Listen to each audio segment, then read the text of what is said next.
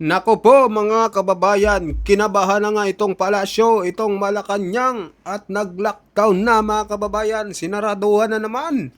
Nako, kinabahan dahil sa nangyaring surprise rally ng Iglesia ni Cristo. Grabe mga kababayan, talagang napakadami no, ginulat ang buong Pilipinas ng Iglesia ni Cristo. Ganito pala sila kapag galit na lalo na't binabaluktot ang katarungan dito sa Pilipinas. So panoorin nyo mga kababayan itong video. Saan na yun? Ayan. Ito yung official na pahayag no, ng Iglesia ni Cristo mga kababayan. Panoorin natin bago natin basahin itong pag-lockdown ng Malacanang. At papakita ko rin po sa inyo yung tao na hindi pa po yan full force mga kababayan, yung mga taga-probinsya papunta pa lang. At tayo nandito pa nga sa bahay, bumalik po tayo dahil nabasa tayo, pero babalik tayo doon mamaya sa EDSA. Hinarangan mga kababayan, walang nagawa ang kapulisan. At sabi ng kapulisan wala daw permit.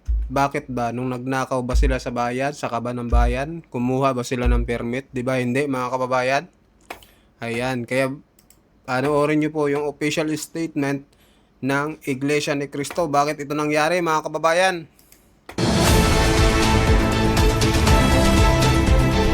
Sa EDSA ngayong araw ay narito po sa studio, spokesperson po ng Iglesia ni Cristo, ang kapatid na Edwil Sabala. Ka Edwil, magandang umaga po. Magandang umaga po, Ka Nelson. Apo. Ito pong pagdagsa ng mga tao sa White Plains, sa Quezon City, at meron ding nakita dyan sa Liwasang Bonifacio, ang iba po inatanong na sila daw po pala ay membro ng Iglesia ni Cristo. Ano po bang dahilan? Bakit nagtungo doon ang ilan nating kababayan at kasama ang mga miyembro ng INC? Magandang katanungan po at daladala ko nga po ang statement na nais kong basahin ngayon sa mga nanonood sa atin. Ito na. Narito po ang statement ng Iglesia ni Cristo. Sige, Hindi Edwil. tutol ang Iglesia ni Cristo sa pagpapatupad ng batas. Tama. Pero tutol kami sa pagbaluktot sa batas. Yes. Lalo na kung ang layunin ay para pagtakpan ang katiwalian. Gaya ng alam ng marami, si Senator Dante Marcoleta ay nanguna sa pag-iimbestiga sa isa sa pinakamalaking pandarambong na naganap sa ating kasaysayan. Sinimulan niya ito nang siya pa ang chairman ng Blue Ribbon Committee ng Senado. Subalit, pinalitan ng liderato ng kumiting ito. Gayunpaman, itinuloy niya ang paghahanap ng hustisya para sa atin na mga mamamayan. Ang ipinagtataka namin ay kung bakit siya na nagsusulong sa pag-expose ng mga sangkot sa napakalaking pagnanakaw sa Pilipinas ang kakasuhan at ipakukulong sa halip na ang mga na-expose. Ang ikinakaso kay Senator Marcoleta ay plunder, Yes. na isang non-bailable Grabe, crime. no?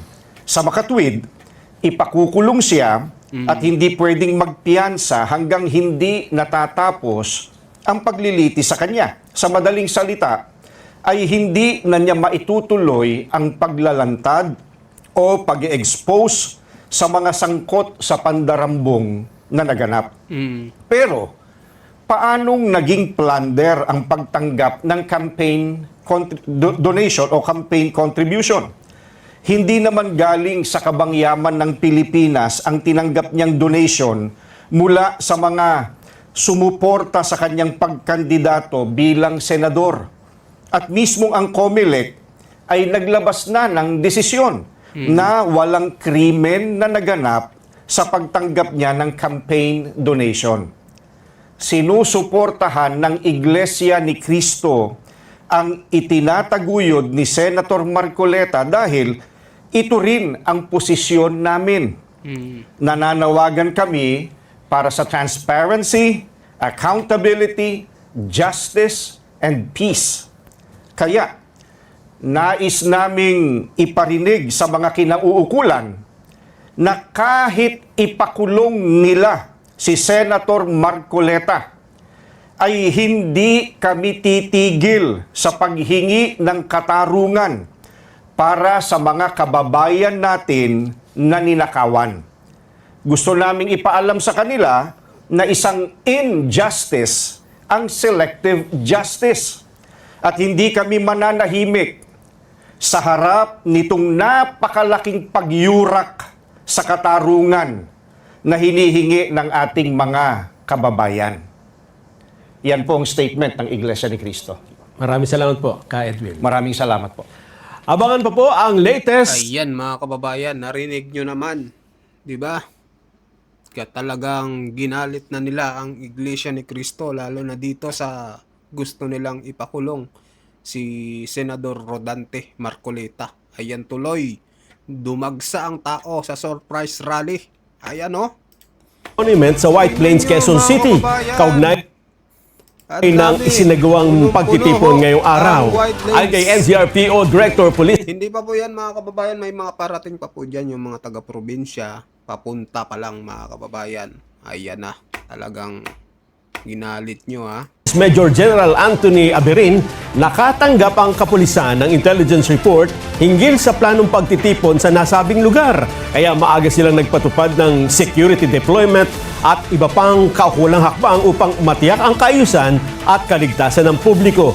Nananatiling nakaantabay ang mga otoridad sa lugar upang mapanatili ang kaayusan habang nagpapatuloy ang pagtitipon. As of 7:43 a.m., sa kabila ng malakas na pagbuhos ng ulan, ay patuloy rin ang pagdagsa ng mga tao sa mga magkabilang bahagi ng EDSA habang mahigpit na monitor ng mga otoridad. Hindi nila mapipigilan yan mga kababayan. Alam nyo ba ang mga kaanib sa Iglesia ni Cristo? Umulan, bumagyo, nandyan yan, pupunta yan mga kababayan. Talagang makikiisa dito sa panawagan sa na sana yung patuloy na investigasyon sa flood control ay ituloy. Ngunit hindi pa rin nila talaga pinapakinggan mga kababayan. Kaya ito na ho ang ginawa ng Iglesia ni Cristo mga kababayan. Hindi nila mapipigil tong pagdami ng tao dito sa EDSA. Baka mapuno yan hanggang doon sa Ortigas. Ang sitwasyon. Ayan po. So ngayon naman mga kababayan, basahin po natin itong pag-lockdown ng Malacanang. Ayan. Malacanang nag-lockdown sa gitna ng rally sa People Power Monument sa EDSA. Ayan po mga kababayan, basahin natin dito sa ang balita ngayon. Breaking, ayan, Malacanang nag-lockdown habang nagpapatuloy ang malakihang pagtitipon sa EDSA. Ito nga po yung surprise rally mga kababayan na isinagawa dyan sa EDSA kanina lang. Wala silang kamalay-malay. Dumagsa ang napakaraming tao, no? At talagang nagugulantang ka sa surprise rally na ito mga kababayan. Sabi pa dito, isinailalim sa lockdown ang Malacanang Palace kasabay ng nagpapatuloy na malawakang pagtitipon ng Iglesia ni Cristo. INC sa EDSA nitong Martes. Nako, kinakabahan na si BBM, no? Tsaka yung mga tao dyan sa Malacanang. Kasi sobrang dami po talaga mga kababayan ng pumunta.